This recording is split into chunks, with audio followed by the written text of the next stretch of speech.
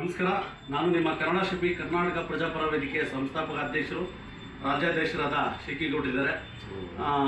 ಇವತ್ತು ನಮ್ಮ ಕರ್ನಾಟಕ ಪ್ರಜಾಪರ ವೇದಿಕೆ ಮತ್ತು ಪ್ರಜಾಪರ ಟಿವಿ ವತಿಯಿಂದ ಸಾಧಕರಿಗೆ, ಹಲವು ಕ್ಷೇತ್ರಗಳ ಸಾಧಕರಿಗೆ ರಾಜ್ಯ ಗೌರವ ಪ್ರಶಸ್ತಿಯನ್ನು ನೀಡ್ತಾ ಇದ್ದೀವಿ.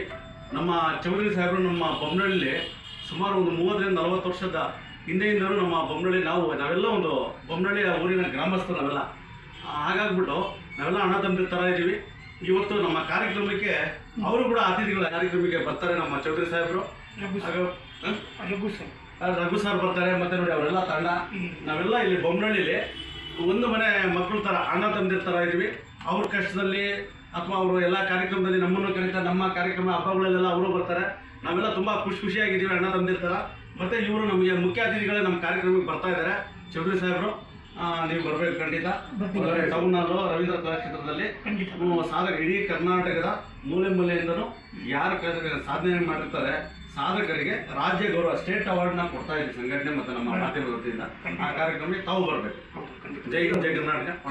ನೀವು ಮಾತಾಡಿ ಒಂದು ನಿಮಿಷ, ನೀವು ಹೇಳಿ ಈ ಕಾರ್ಯಕ್ರಮ ನಾನು ಬರ್ತಾ ಇದ್ದೀನಿ. ಈ ಕಾರ್ಯಕ್ರಮಕ್ಕೆ ನಾವು ಬರ್ತಾ ಇದ್ದೀನಿ. ನಮ್ಮ ಕಾರ್ಯಕ್ರಮ ಇದು ಸೂಪರ್.